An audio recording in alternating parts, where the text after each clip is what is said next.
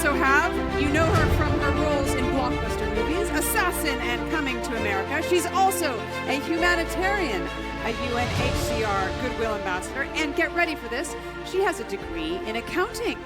How do you do it? Just send me your books. Let me do your taxes. Well, end of tax year is coming up. So, right. So the question that we are answering on this panel is, who should the world prioritize?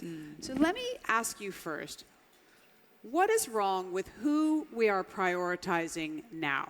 Lady Roslyn. Are we really prioritizing anyone? I think it's a valid question, but if we are, it's definitely people in the global north. And the work of the Global Fund is to try to get rid of HIV, TB, and malaria by 2030, primarily where it is, in the global south. So we need to think about people, not in terms of philanthropy, but what's a public good? Health is a public good for all, not just people who can afford it. So we're prioritizing those in the global north. Nomzamo, what's wrong with who we're prioritizing now? I think what's wrong with who we're prioritizing now is the fact that we don't prioritize the mass majority, and the mass majority are continuously left behind. They're continuously left in the shadows. They are treated as charity instead of it being a justice conversation. We hope that such institutions as the FII and gatherings speak more on humanity, whilst we're all speaking about moving forward in the fourth industrial revolution. All right, so that's putting a tack on everybody's chair here. Oh, yeah. Wake up. So the world has just been through a global experiment in who we prioritize, really a test on how equitably we look after each other. Regardless of race or resources, that test was COVID-19, and let's say we failed miserably, right? Because in the middle of COVID, I spoke to a nurse who was running a healthcare clinic in the slums of Nairobi. It was a moment when children in the rich world, the UK where I live, the United States, who weren't that vulnerable, were getting their second dose of the vaccine before our nurse, or for that matter, any other healthcare professional in Africa had received a first dose. This was unconscionable, stupid public policy. And it breaks my heart because I remember when she said to me, our lives matter too. So how do we make sure that this kind of inequity never happens again? It will happen again, but we have to do what we can to try to mitigate that. In terms of availability of health products to the nurse in Nairobi, there's a big movement now. The lesson learned from COVID is that we need more regional manufacturing of drugs and other health products to bring them closer to where people are, but also it's a question of affordability. And we need to do all that we can through innovation to drive the cost of healthcare down so that low and middle income countries can actually afford it. How easy is that? It's not easy. Right. It's not easy.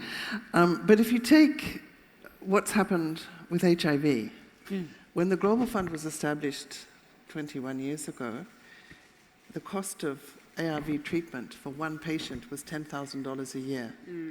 Now it's $45. So, I mean, that's a massive difference. Yeah. And it's a combination of constant activism, work with pharma, but also the market. Because the Global Fund is with PEPFAR are the major procurers of these drugs for the Global South, we've been able to drive the cost down because you have a market there. We're shaping the market, and it's still feasible to produce and sell at that price and make a profit. Is that mainly in India? India and China. India and China. But also in other countries. Okay. Well, let's stick with the Global Fund for a minute. It was created to help address these inequities in global public health. What do countries like the United States, the UK, France, Germany, and Japan, the largest donors, get out of their donation to the Global Fund besides a warm feeling that they're helping the world? Well, I hope they get a warm feeling. But, you know, if the Global Fund were to be established today, I don't know that we would have the support from the G7 that we got in 2000. Why is that? I think in the early 2000s, the world was in a crisis with HIV. And it was so obvious that there were no institutions that were really able to tackle it, no single government able to tackle it. And also thanks to the huge activism of people in the West who also had HIV, the world came together in an act of global solidarity in a way that I don't think we've seen since, to establish the Global Fund. And it was quickly realized that we shouldn't just focus on HIV, that TB and malaria were also infectious diseases killing millions of people a year. So it was extended to be the Global Fund to fight HIV, TB, and malaria. But so maybe we should say, well, why have those countries continued to support the Global Fund, which they have? We had a record replenishment of any global health institution, multilateral institution last year, $15.7 billion. Not nearly enough, but it was still the biggest ever. And thanks to the support of our major donors, smaller donors, private sector, very important now as a contributor to the Global Fund. But why do they still contribute? Because they see it works. Right. It's not just that they feel good. They see that the work of the Global Fund, working with countries, very importantly, working with the communities affected by the diseases, it works. So in a way, they're obliged to support us, I think. So we see the effects of climate change everywhere. And I wonder, we've seen malaria for the first time in the United States in 20 years. We see migration also affecting the entire world. Absolutely. I know that migration within Africa, you live in South Africa, migration affects every single world. It spreads TB. There's other diseases that it spreads as well. How do you see this? Well, I mean, I think it would be remiss of us to talk about the human crisis in silos because everything is so interconnected. The climate change is connected to human migration. People are experiencing so many incredible, there's hurricanes, there's tornadoes, there's flooding, there's rising of sea level. So people have to move away from where they were able to cultivate their land, and they have to find new places now. So to be able to see those different things and of course, because of the human migration, people have to move into cities, and in moving into cities, there's dangers of the diseases. There's, what South Africa has experienced, which is xenophobia, and I think in the rest of Europe as well, where there's a lot of pushback of people coming in because they are displaced because of war, they're displaced because of conflict. But to be able to see those things in silos and not see them as interconnected so that we can be able to find the solutions is a recipe for disaster. So how do we group together technology? How do we group together climate justice? How do we come together in terms of finding public health justice as well to be able to eradicate, or even if it's not eradicated, but to be able to decrease the effects of those different things that come together to make sure that we push together and move forward as a human race, right?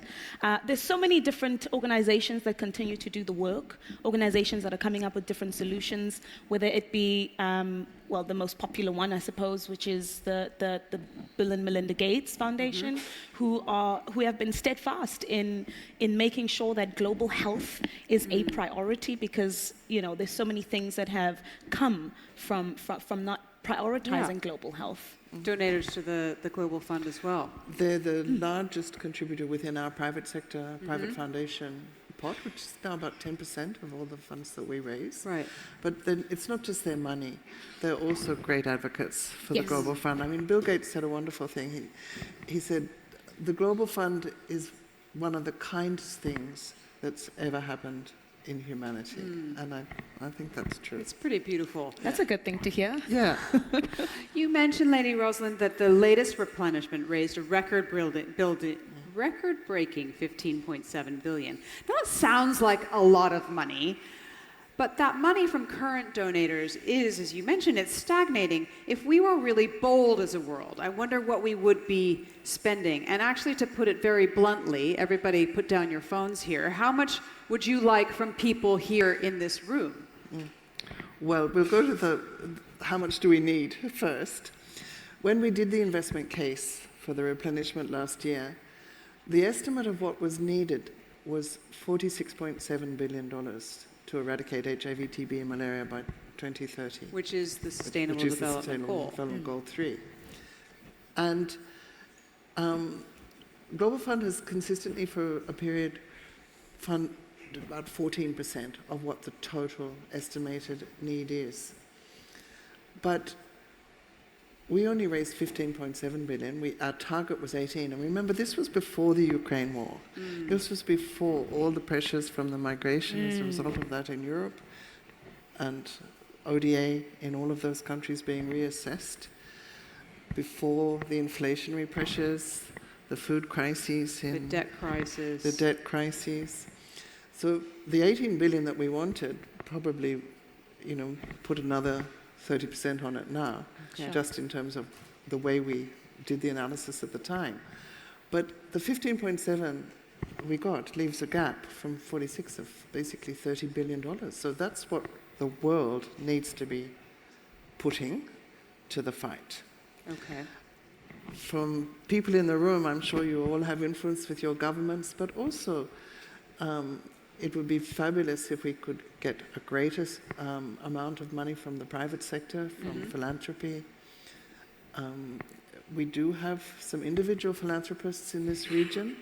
There's a wonderful woman in Vietnam, company in Indonesia, but I think it's an untapped market for us, and there's enormous scope for private companies to contribute. But governments also need to step up. To distribute those funds, actually. I mean, in South Africa, we have something called the corporate social responsibility or corporate social investment, whichever you look at it. But every single company that exists, especially ones that are very profitable, have to be able to do good with their CSR. So you have to put it in your budget. You don't have a choice. You have to have, what is your CSI budget? And you have to be able to, submit that to the government, and everybody holds you accountable to it. Okay. It's Christmas time coming up. Everybody get ready for some stocking stuffers. Yeah. So, Nomzamo, we are living through one of the greatest waves of migration in human history. Millions of people are being dislocated, as we mentioned, climate change, war, poverty. Millions are also choosing to move because of the lure of opportunities that they believe are more available to them in the rich world. So I wonder how we make this mass migration of humanity an opportunity for better lives, and not, as it often seems to be now, a tale of exploitation, suffering, or death. Well, we had this conversation, and I'm glad we're having it here. I think the true thing to do is to change the narrative. There's this narrative that human migration is a human deficit. It is not a human deficit. It is not an economic deficit. It is not an economic liability. It is an economic asset. People who are moving around the world are not going to come and steal jobs. They're here to offer services. They're here to offer skills. They don't just wash dishes. Right. These are doctors. These are healthcare workers. You were just speaking about when you had surgery, and you said 99.9% Of the healthcare workers, of the were from healthcare the workers Philippines. who are looking after you. Yeah. So we really have to be able to change that narrative and see it from a different perspective. And I think also the media and filmmakers, any filmmakers in the house, also have a very huge job in changing that narrative. Telling a positive story. Absolutely. Show the positive stories. I mean, I remember with the work that I do with the UN, I was in a refugee camp in Malawi. And this girl told me the story that she wanted to be a doctor. She wanted to be a doctor. She grew up in the DRC, and she wanted to be a doctor because her father was a doctor. And she would watch him every day with his white coat. But of course, what happens? They're displaced by war, they're displaced by conflict, and they had to run away and seek refuge in Malawi. And so now she's a refugee. And what does that look like? Do those dreams die? But she saw being a doctor not from TV, not from anywhere else, but from her father. And what happens of her father? So we have to think about that. So I wonder, you mentioned this girl that you met. I think one of the world's greatest inequities is the continuing shortfall in the education of girls and women and providing them opportunities. I wonder, Lady Ross, can you share an example from Papua New Guinea or elsewhere of how you've seen the Global Fund or some of the work that you've done fundamentally transform women and girls' lives? Well, if we look at HIV, which today there are more young women being infected by HIV than young men, if we look at the 15 to 24-year-old age group. So in the African subcontinent, for example, girls of that age are twice more likely to contract HIV than boys of that age. But education is key in terms of prevention and also treatment, adherence, and so on.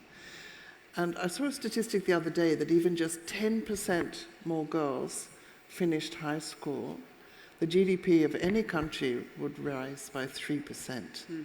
That's 10% more girls of that cohort. I mean, that's phenomenal. But when I think about what the Global Fund has done, every time I see a positive woman, particularly women who've been able to have children, which now, as a result of being on drugs and being immunosuppressed, it just makes my heart sing. Yeah. Because one of the reasons I became involved in this health work was at the beginning of the AIDS epidemic, and in Papua New Guinea, so many people I knew were dying. My best friend died. Many relatives died. People at work. People were just dying everywhere. There was no treatment available. And then when treatment did become available, it was not available in any public health facilities. Only very wealthy people could afford it.